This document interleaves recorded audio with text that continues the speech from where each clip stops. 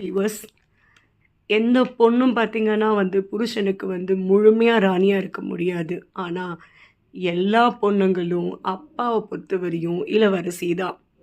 நமக்கு லைஃப்பில் கிடைச்ச பெரிய கிஃப்ட் அப்பா. கடவுளுக்கு அப்புறம்னு சொன்னால் அது அப்பா தான்.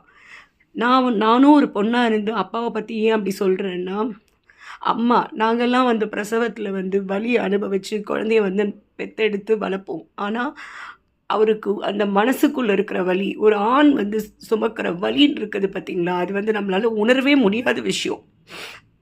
நம்ம நல்லா வளரணும். அவர் நம்மளை பற்றி நிறைய நினைப்பார். ஆனால் அவர் வெளியில் எக்ஸ்ப்ரெஸ் பண்ண தெரியாது.